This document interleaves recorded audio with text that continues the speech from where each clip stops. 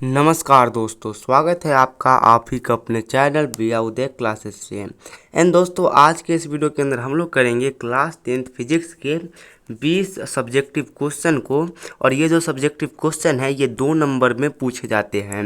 यानी कि अगर आप लोग एक सब्जेक्टिव क्वेश्चन एग्जाम में लिख के आओगे तो इसके आप लोग को 2 नंबर मिलेंगे। और एक 5 नंबर वाला भी सब्जेक्टिव क्वेश्चन होता है तो वो मैं किसी और वीडियो में करा दूंगा।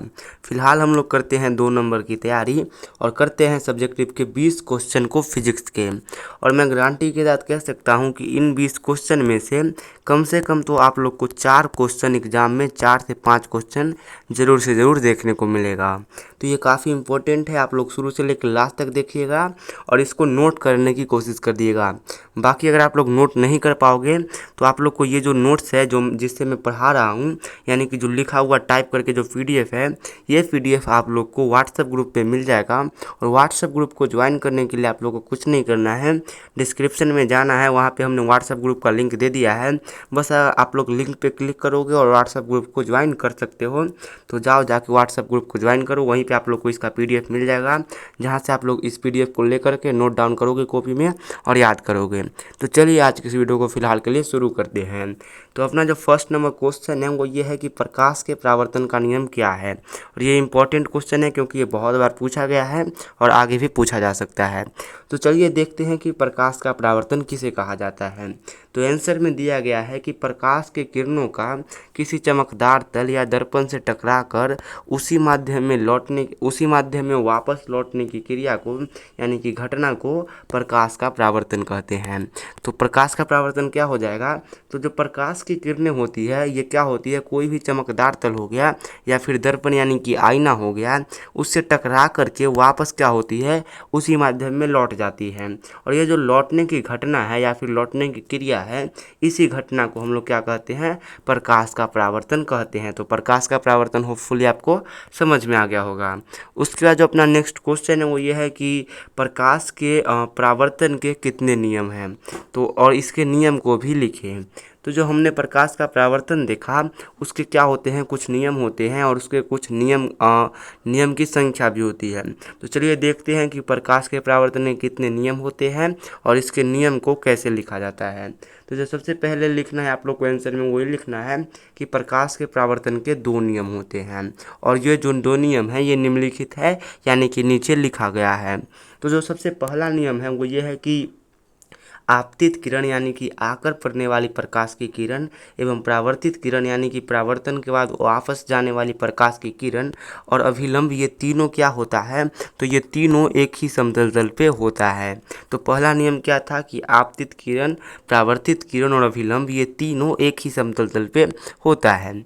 उसके बाद जो अपना दूसरा नियम है वो ये है कि आपतन कोण परावर्तन कोण का मान दोनों बराबर होता है। आपतन कोण कौमा परावर्तन कोण दोनों का मान क्या होता है, तो एकदम बराबर होता है, कम ज़्यादा नहीं होता है। उसके बाद जो अपना 3 नंबर क्वेश्चन है वो ये है कि अवतल तथा उत्तल दर्पण में अंतर को स्पष्ट कीजिए। तो अवतल और उत्तल दर्पण में क्या क्या अंतर है, उस सारे अंतर को हम लोग देखते हैं। तो आंसर आप लोग को ऐसे देना है कि अवतल तथा उत्तल दर्पण में निम्नलिखित अंतर है, यानी कि जो भी अंतर है वो नीचे लिखा गया है। तो जो सबसे पहला अंतर है वो क्या है, तो पहला अंतर है अवतल दर्पण का परावर्तक सतह अंदर की ओर धंसा होता है और वहीं उत्तल दर्पण का परावर्तक सतह बाहर की ओर निकला होता है। तो पहला अंतर क्या है कि अवतल दर्पण का परावर्तक सतह अंदर की ओर धंसा होता है, वही जो उत्तल दर्पण होता है उसका परावर्तक सतह बाहर की ओर निकला होता है। उसके बाद जो अपना सेकेंड जो अंतर है वो ये है कि अवतल दर्पण में वस्तु का काल्पनिक और वास्तविक दोनों प्रकार के प्रतिबिंब बनता है, लेकिन जो उत्तल दर्पण होता है उसमें सिर्फ और सिर्फ काल्पनिक प्रतिबिंब बनता है। तो दूसरा डिफरेंस क्या है कि जो अवतल दर्पण है अपना, ये वस्तु का काल्पनिक प्रतिबिंब भी बना देता है और वास्तविक प्रतिबिंब यानी कि दोनों प्रकार के प्रतिबिंब को बना देता है। लेकिन जो अपना उत्तल दर्पण है ये ऐसा नहीं कर पाता है, ये सिर्फ और सिर्फ वस्तु का काल्पनिक प्रतिबिंब ही बना पाता है, इससे वास्तविक प्रतिबिंब नहीं बन पाता है। तो दूसरा डिफरेंस ये हो गया। उसके बाद जो तीसरा अंतर है वो ये है कि अवतल दर्पण में वस्तु का छोटा, बड़ा और बराबर सभी आकार का प्रतिबिंब बनता है, परंतु उत्तल दर्पण में वस्तु सिर्फ छोटा प्रतिबिंब ही बना पाता है। तो तीसरा डिफरेंस क्या है कि जो अवतल दर्पण है ये वस्तु का क्या करेगा, तो वस्तु का वस्तु से छोटा प्रतिबिंब बना देगा, वस्तु का वस्तु से बड़ा प्रतिबिंब बना देगा और वस्तु का वस्तु के बराबर प्रतिबिंब बना देगा। ठीक है, ये सभी आकार का यानी कि सभी साइज का प्रतिबिंब बना सकता है। लेकिन जो अवतल दर्पण है अपना, ये इसमें भी पीछे रह जाता है, ये सिर्फ और सिर्फ वस्तु का छोटा प्रतिबिंब ही बना पाता है। आप कहिएगा बराबर प्रतिबिंब बनाने के लिए, तो ये ऐसा नहीं कर पाता है। उसके बाद जो अपना चौथा डिफरेंस है वो ये है कि अवतल दर्पण में मुख्य अक्ष के समांतर आती प्रकाश की किरणों को एक बिंदु पर अभिसरित कर देता है। तो जो अवतल दर्पण है, अगर उसके मुख्य अक्ष के समांतर कोई प्रकाश की किरणें आती है तो उन प्रकाश की किरणों को ये क्या करता है, तो उन प्रकाश की किरणों को ये एक बिंदु पर अभिसरित कर देता है। वही जो अपना उत्तल दर्पण है ये क्या करता है, तो अगर इसके यानी कि उत्तल दर्पण अपने मुख्य अक्ष के समांतर आती प्रकाश की किरणों को फैला देता है यानी कि अपसारित कर देता है। तो अगर उत्तल दर्पण के मुख्य अक्ष के समांतर प्रकाश की कोई किरण आती है तो ये उन किरणों के साथ क्या करता है, उनको फैला देता है। वही जो अवतल दर्पण था वो समेट लेता था यानी कि इकट्ठा कर लेता था। उसके बाद जो अपना 4 नंबर क्वेश्चन है वो ये है कि प्रकाश का अपवर्तन किसे कहते हैं। तो अभी हमने देखा कि प्रकाश का परावर्तन किसे कहते हैं, सेम वैसे ही हमें देखना है कि प्रकाश का अपवर्तन किसे कहते हैं। तो जब प्रकाश की किरणें एक पारदर्शी माध्यम से दूसरे पारदर्शी माध्यम में गमन करती है यानी कि जाती है, तो प्रकाश की किरणें अपने वास्तविक पथ से विचलित हो जाती हैं। इसी घटना को प्रकाश का अपवर्तन कहते हैं। तो इसमें क्या होता है कि जो प्रकाश की किरणें होती है, मान लीजिए ये प्रकाश की किरणें हैं, ये एक माध्यम, मान लीजिए कि ये माध्यम 1 है ऊपर और माध्यम 2 है, तो एक माध्यम से दूसरे माध्यम में जाती है तो जाना तो इसको ऐसे सीधे जाइए था, लेकिन जैसे ही ये पहले वाले माध्यम से दूसरे माध्यम में प्रवेश करती है तो ये अपने जो वास्तविक पथ है यानी कि ये वाला जो रास्ता है इससे थोड़ा सा हट जाती है, इधर चली आती है या फिर इधर चली आती है। तो इसी घटना को हम लोग क्या कहते हैं, प्रकाश का अपवर्तन कहते हैं। उसके बाद जो अपना नेक्स्ट है वो क्वेश्चन वो ये है कि प्रकाश के अपवर्तन के नियम को लिखें। तो जो प्रकाश के अपवर्तन के नियम हैं वो ये है, सबसे पहले तो आप लोग को आंसर में ये लिखना है कि प्रकाश के अपवर्तन के 2 नियम हैं और प्रकाश के परावर्तन के भी कितने नियम थे, तो परावर्तन के भी 2 ही नियम थे और अपवर्तन के भी 2 ही नियम हैं। ये काफ़ी अच्छी बात है। उसके बाद जो पहला नियम है वो ये है कि आपतित किरण, अपवर्तित किरण और अभिलंब ये तीनों एक ही समतल तल पे होता है। तो जो पहला नियम है ये प्रकाश के परावर्तन के पहले नियम से मिलता जुलता है, यानी कि अपवर्तन और परावर्तन दोनों का पहला नियम मिलता है। परावर्तन में क्या था कि आपतित किरण, परावर्तित किरण और अभिलंब तीनों एक ही समतल तल पे था, और इसमें क्या है कि आपतित किरण का आपतित किरण है लेकिन परावर्तित किरण के जगह पे अपवर्तित किरण है और अभिलंब का अभिलंब भी है, और ये तीनों क्या होता है, तो एक ही समतल तल पे होता है। उसके बाद जो इसके बाद जो अपना इसका सेकेंड नियम है वो ये है कि आपतन कोण और अपवर्तित कोण के अनुपात का मान एक नियतांक होता है। तो आपतन कोण जो होता है और जो अपवर्तित कोण होता है इसका अगर आप लोग अनुपात निकालोगे यानी कि उसको बटा में करोगे तो ये क्या होगा, एक नियतांक होगा। उसके बाद जो अपना नेक्स्ट क्वेश्चन है दोस्तों वो ये है कि क्रांतिक कोण किसे कहते हैं, और ये VBI है क्योंकि ये क्वेश्चन पूछा गया है, तो इसको याद जरूर से ज़रूर कर लीजिएगा। तो जब प्रकाश की किरण विरल माध्यम से सघन माध्यम में प्रवेश करता है तो इस स्थिति में अपवर्तित कोण आपतन कोण से बड़ा होता है।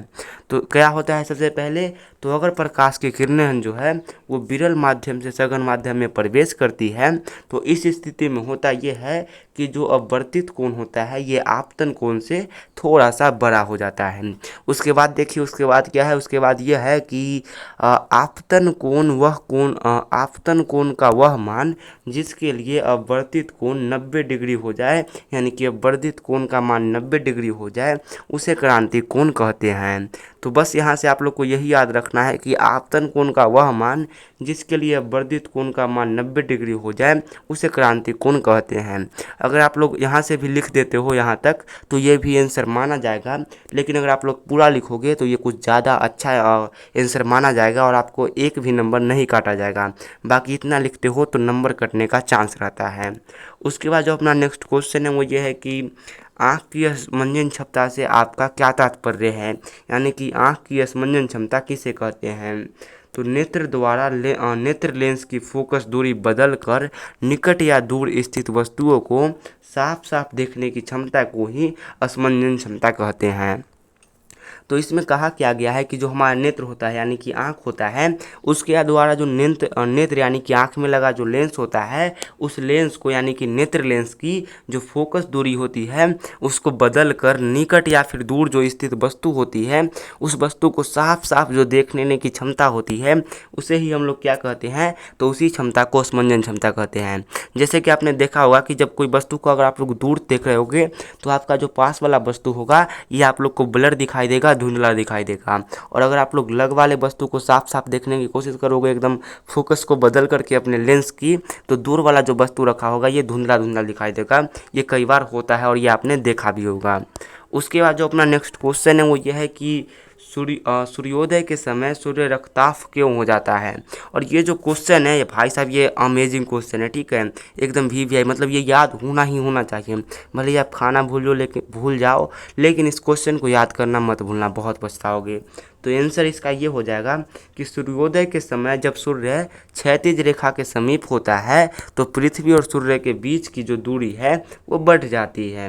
तो देखिए ये मान लीजिए पृथ्वी है और ये सूर्य है, ठीक है। जब सूर्य निकलता है तो जब ये क्षैतिज रेखा के आता है, मान लीजिए कि यहाँ पे सूरज होगा तो यहाँ पे देखिए कम दूरी होगा, लेकिन ये क्षैतिज रेखा के जैसे ही करीब आता है सूर्य तो ये क्या होता है, इन दोनों के बीच की दूरी बढ़ जाती है। पहला काम तो ये होता है। उसके बाद क्या होता है, एवं हम जानते हैं कि सूर्य का प्रकाश 7 वर्णों से बना होता है और इस स्थिति में जब सूर्य के प्रकाश पृथ्वी तक आता है तो उनके अंदर कम तरंग दैर्ध्य वाले बैंड बीच में ही अपवर्तित हो जाते हैं एवं हम तक नहीं पहुंच पाते हैं, एवं हम तक पहुंचने वाली प्रकाश में सिर्फ और सिर्फ अधिकांश तरंग दैर्ध्य वाले वर्ण यानी कि लाल और नारंगी होता है।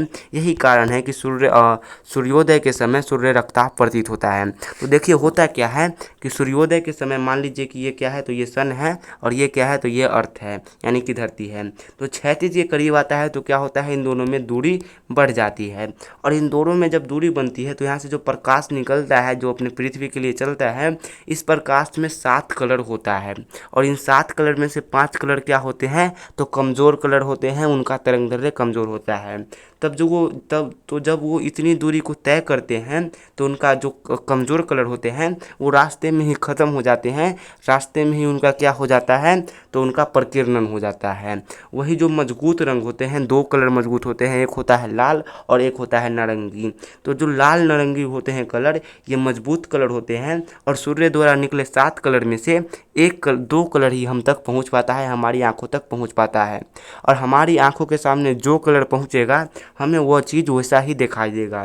तो सूर्य से हमारे आँखों तक कैसा पहुँचता है, ऑरेंज और लाल कलर पहुँचता है। और ऑरेंज लाल कलर को निकालोगे तो ये रक्ताफ कलर बनता है, दोनों को मिलाओगे तो हमारे आँखों तक जब दोनों कलर पहुँचता है और ये सूर्य से पहुँचता है तो हमें दिखाई देता है कि सूर्य से 2 कलर ही आ रहा है, यानी कि सूर्य एकदम लाल कलर का दिख रहा है। तो ये आप लोग को समझ में आ गया होगा। उसके बाद जो अपना नेक्स्ट क्वेश्चन है वो ये है कि प्रकाश का वर्ण विक्षेपण किसे कहते हैं।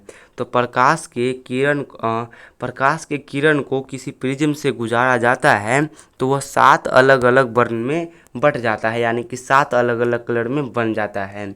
ये वर्ण लाल, नारंगी, पीला, हरा, नीला, जामुनी, बैंगनी होता है। इस घटना को ही प्रकाश का वर्ण विक्षेपण कहते हैं। तो हमने अभी जाना कि जो सूर्य का प्रकाश होता है उसमें कितनी कलर होती है, 7 कलर होती है। तो जब सूर्य के प्रकाश को अगर आप लोग को दिखाई नहीं देगा कि सूर्य के प्रकाश में 7 कलर होती है, वो आप लोग को सूर्य का प्रकाश कैसा देगा दिखाई, तो श्वेत दिखाई देगा। तो मान लीजिए कि ये सूर्य का प्रकाश है जो इधर से आ रही है। अब इस प्रकाश के साथ क्या किया जाता है, तो एक प्रिज्म होता है, ऐसे होता है प्रिज्म। इससे अगर आप लोग सूर्य के प्रकाश को निकालोगे यानी कि गुजारोगे तो ये 7 अलग अलग कलर में, जो भी 7 कलर से ये बना होता है, ये 7 अलग अलग कलर में बट जाता है। और ये 7 कलर कौन कौन होते हैं, तो ये होता है लाल, नारंगी, नीला, पीला, हरा, बैंगनी, गुलाबी, जामुनी, ये सारे कलर का होता है। नीचे होता है बैंगनी और ऊपर होता है लाल। सबसे अधिक झुका हुआ रंग होता है बैंगनी और सबसे अधिक कम झुका हुआ रंग होता है लाल। तो ये क्या होता है, 7 अलग अलग कलर में बट जाता है। और ये जो घटना है कि प्रिज्म से गुजारने पर ये 7 अलग अलग कलर में बट जाती है, इसी घटना को हम लोग प्रकाश का वर्ण विक्षेपण कहते हैं। तो होप कि आप लोग को समझ में आ गया होगा। उसके बाद जो नेक्स्ट क्वेश्चन है वो ये है कि नेक्स्ट क्वेश्चन अपना यह है कि दृष्टि दोष क्या है, ये कितने प्रकार के होते हैं। तो चलिए जानते हैं कि दृष्टि दोष क्या है। तो जब मानव नेत्र द्वारा निकट या दूर स्थित वस्तु को साफ साफ देखने में कठिनाई होती है तो इसे ही दृष्टि दोष कहते हैं। ये मुख्यतः 3 प्रकार के होते हैं। तो क्या होता है कि कोई वस्तु हमारे एकदम करीब रखा होता है या फिर कोई वस्तु हमसे दूर रखा होता है। तो जब इंसानों को अपने आँख से दूर या फिर निकट स्थित जो वस्तु होती है उसको देखने में प्रॉब्लम होता है, वो सही से देख नहीं पाता है, तो हम लोग कहते हैं कि उस आदमी का जो आँख है वो ख़राब हो चुका है या फिर उस आदमी के जो नेत्र है उस नेत्र में कोई दोष हो चुका है। तो उसी को ही हम लोग नेत्र दृष्टि दोष कहते हैं। ठीक है। और ये होता कितने प्रकार का है, तो ये होता है 3 प्रकार का। पहला निकट दृष्टि दोष, दूसरा दूर दृष्टि दोष और तीसरा का नाम है जरा दूरदर्शिता। ये मुख्य रूप से 3 प्रकार का होता है, बाकी और भी होता है। उसके बाद जो अपना नेक्स्ट क्वेश्चन है वो ये है कि विद्युत विभव किसे कहते हैं। और ये क्वेश्चन भी इतना ही मतलब उतना ही इम्पोर्टेंट है जितना कि आपका खाना खाना। तो विद्युत विभव किसे कहते हैं ये जानते हैं। तो किसी एकांक धनावेश के अनंत से किसी बिंदु तक लाने में किया गया कार्य उस बिंदु का विभव कहलाता है। तो देखिए इसमें क्या बोला गया है कि एकांक धनावेश, तो ये धनावेश को हम लोग क्यू से दिखाते हैं और एकांक है तो प्लस। तो ये रहा अपना एक एकांक धनावेश और इसको क्या किया जाता है, मान लीजिए कि अनंत पर रखा गया है और इसको इस बिंदु तक लाया गया है। तो ये अनंत से जो इस बिंदु तक लाने में हम लोग काम करते हैं, यानी कि इसको ढो करके लाने में हम लोग को काम करना पड़ता है। जैसे एक सामान को एक जगह से दूसरी जगह ले जाने में आपको कुछ ना कुछ काम करना पड़ता है, तो उस काम को हम लोग क्या बोलते हैं, काम बोलते हैं। ठीक है। उसमें जो ताकत लगा होता है उसे हम लोग काम कहते हैं। तो वैसे ही जो आवेश होता है इसको अनंत से कोई भी एक बिंदु तक लाने में जो भी काम हमें करना पड़ता है उसी काम को हम लोग क्या कहते हैं, तो विद्युत विभव कहते हैं। और इसका फॉर्मूला होता है V=IR। उसके बाद जो अपना नेक्स्ट क्वेश्चन है वो ये है कि विद्युत धारा, विद्युत आवेश एवं प्रतिरोध, ये तीनों की परिभाषा दे। तो चलिए जानते हैं कि विद्युत धारा किसे कहते हैं, विद्युत आवेश किसे कहते हैं और प्रतिरोध किसे कहते हैं। तो सबसे पहले आता है विद्युत धारा। तो किसी चालक तार से प्रति इकाई समय में प्रवाहित आवेशों को ही विद्युत धारा कहते हैं। तो कोई एक चालक तार है यानी कि बिजली का तार है और उससे क्या होता है, तो प्रति इकाई से सेकेंड यानी कि 1 सेकेंड में कितना आवेश प्रवाहित होता है, तो 1 सेकेंड में जितना भी आवेश प्रवाहित होगा वही आवेश क्या कहलाएगा, विद्युत धारा कहलाएगा। और इसका एसआई मात्रक क्या होगा, तो इसका एसआई मात्रक एम्पियर होगा। तो विद्युत का एसआई मात्रक पूछा जाता है क्या होता है, तो विद्युत का एसआई मात्रक एम्पियर होता है। उसके बाद होता है कि विभव किसे कहते हैं। तो किसी इकाई धनावेश को अनंत से किसी बिंदु तक लाने में किया गया कार्य उस बिंदु का विभव कहलाता है। और विभव हमने अभी भी किया था। और ये जो क्वेश्चन था कि विद्युत धारा और विद्युत आवेश, ये क्वेश्चन ऐसा था कि विद्युत धारा, विद्युत विभव और प्रतिरोध की परिभाषा दे। तो यहाँ पे विद्युत आवेश क्या हुआ था, टाइप हो गया था, तो ये गलती क्षमा कीजिएगा।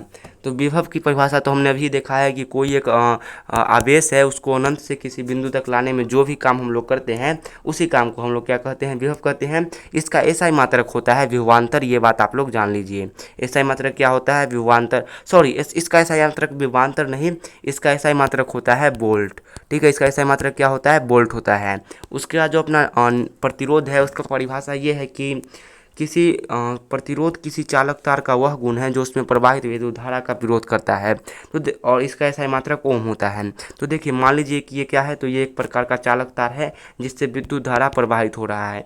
तो प्रतिरोध जो है इस चालक तार का एक गुण है और ये गुण क्या करता है, तो जो भी विद्युत धारा इससे प्रवाहित हो रही है इसका विरोध करता है, इसको रोकने की कोशिश करता है।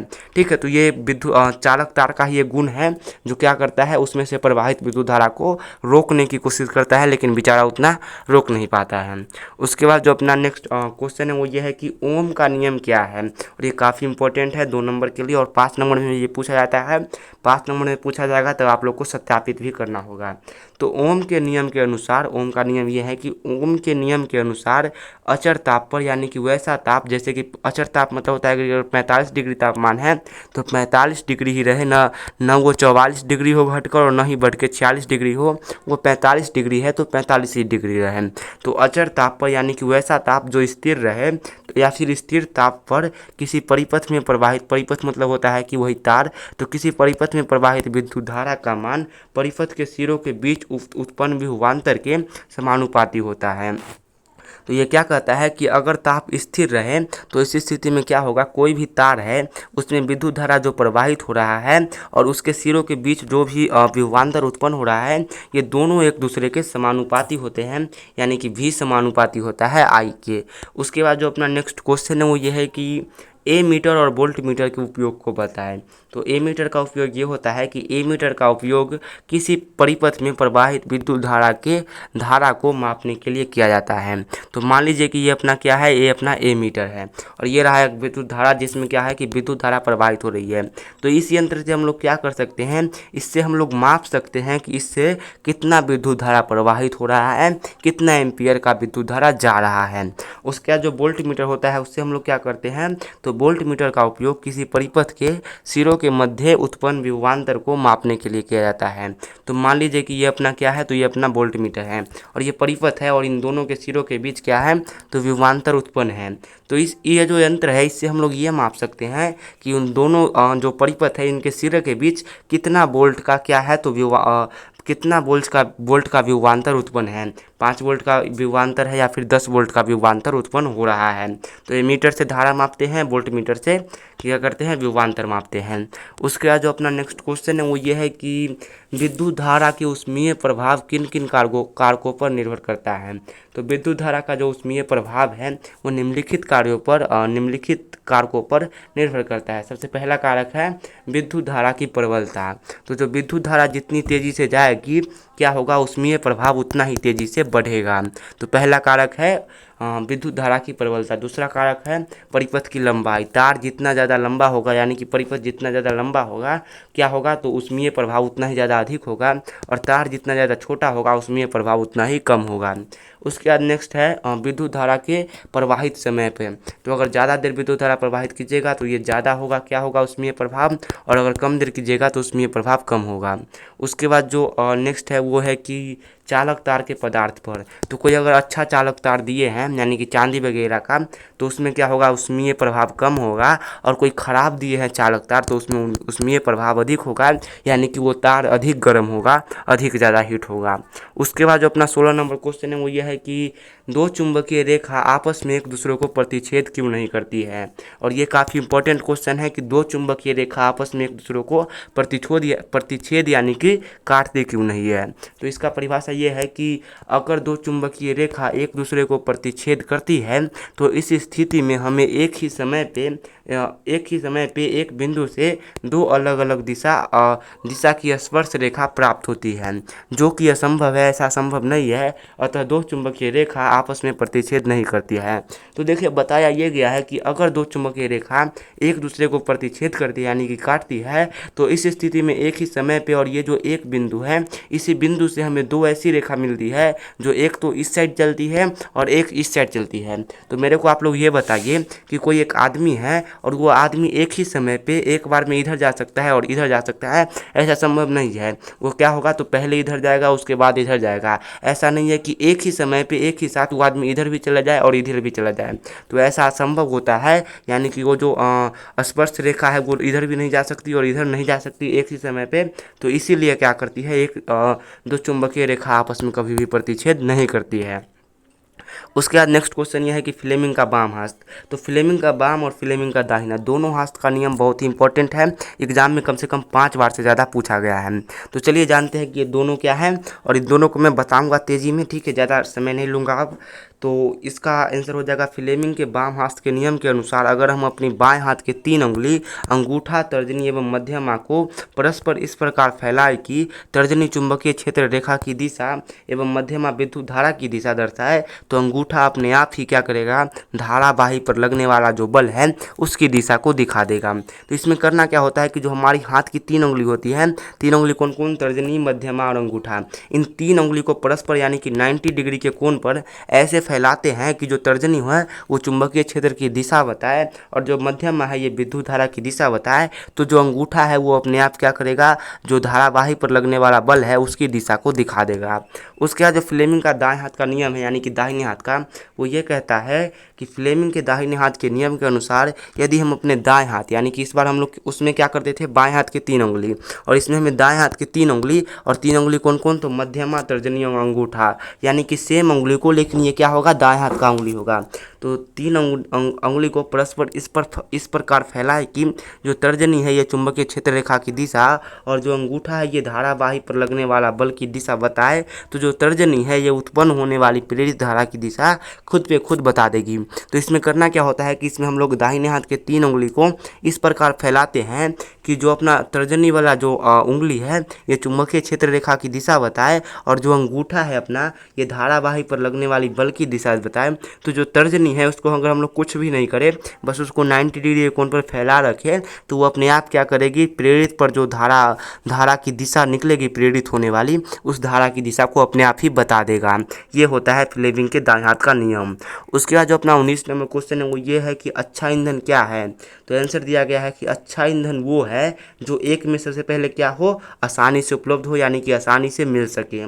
2 में क्या हो, तो जिसका परिवहन और भंडारण आसान हो यानी कि जिसको एक जगह से दूसरे जगह ले जाने में आसानी हो वैसा ईंधन, और जिसको रखने में भी कम जगह लगे। उसके बाद जो पूर्ण रूप से जलकर अधिक ऊर्जा दे यानी कि जिसको जलाए तो वो अच्छे से यानी कि पूरा का पूरा जल करके और अधिक ऊर्जा यानी कि अधिक ज़्यादा आग दे। तो जो लकड़ी वगैरह होता है उसको अगर आप लोग जलाओगे तो काला काला कोयला टाइप यानी कि राख टाइप रह जाता है और वो ऊर्जा भी कम देता है, यानी कि लकड़ी जो है वो खराब ईंधन है, अच्छा ईंधन नहीं है। वही जो गैस वगैरह है उसको जलाइएगा तो वो पूरा का पूरा जल जाएगा और ऊष्मा भी देता है। उसके बाद जो प्रदूषण यानी कि धुआं न करे, और लकड़ी वगैरह को जलाइएगा तो वो धुआं बहुत करता है लेकिन गैस नहीं करता है। उसके बाद जो सस्ता हो, और लकड़ी वगैरह अगर आप लोग खरीदिएगा तो एक लकड़ी 35 से 30 रुपये किलो देता है और उससे खाना भी कम बनता है, तो लकड़ी क्या होता है, महंगा होता है। वही गैस लकड़ी के मुकाबले तो सस्ता होता है। उसके बाद जो नेक्स्ट है वो ये है कि सौर कुकर के उपयोग के 2 लाभ और 2 हानि बताएं। तो अगर आप लोग सौर कुकर यानी कि वैसा कुकर, सौर कुकर किसे कहते हैं, तो वैसा कुकर को हम लोग सौर कुकर कहते हैं जिसमें आप लोग क्या कर सकते हो, तो सूर्य के प्रकाश की मदद से खाना बना सकते हो। तो सौर कुकर का अगर आप लोग उपयोग करते हो तो इसके उपयोग से 2 लाभ और 2 हानि के बारे में इसमें बताना है। तो सौर कुकर के 2 लाभ और 2 हानियाँ निम्नलिखित है। सबसे पहले 2 लाभ क्या है, तो 2 लाभ में सबसे पहला लाभ है कि इसका उपयोग से ईंधन की बचत होती है। इसमें हम लोग क्या करते हैं, सूर्य के प्रकाश से खाना बना लेते हैं तो इसमें ना तो लकड़ी लगता है, ना ही गैस लगता है, कुछ भी नहीं लगता है, यानी कि ईंधन बच जाती है, जो ईंधन होती है उसकी बचत होती है। उसके बाद जो इसका दूसरा लाभ है वो ये है कि इसके उपयोग से प्रदूषण नहीं फैलता है। तो अगर हम लोग सूर्य के प्रकाश से खाना बनाएंगे तो इसमें धुआं वगैरह कुछ नहीं होगा, तो प्रदूषण भी नहीं फैलेगा, ये इसका दूसरा लाभ है। उसके बाद इसका हानि क्या है, तो इसका हानि यह है कि इसके उपयोग से इसके उपयोग से गर्मी वाले स्थान पे ही किया जा सकता है, धूप वाले स्थान पे नहीं किया जा सकता है। तो इसका दूसरा हानि क्या है कि इसका अगर आप लोग यूज करते हो तो इसका यूज आप लोग ऐसे जगह पे कर सकते हो जहाँ पे धूप है। मान लो कि इस सौर कुकर लेकर के आप कश्मीर चले गए और वहाँ पे धूप उग ही नहीं रहा है, तो आप खाना कैसे बनाओगे, धूप रहेगा तब तो खाना बनाओगे। तो इसका उपयोग हर जगह नहीं किया जा सकता है, सिर्फ और सिर्फ जहाँ धूप होगा वहीं पे किया जा सकता है। उसके बाद जो इसका दूसरा हानि है वो ये है कि इसमें तलने और सेकने जैसे पकवान नहीं बनाया जा सकता। तो जो सौर कुकर होता है इसमें आप लोग क्या कर सकते हो, जो तलने वाला जैसे कि पूड़ी वगैरह होता है उसको नहीं बना सकते, सिर्फ और सिर्फ चावल बना सकते हो। तो ये दूसरा इसका हानि है।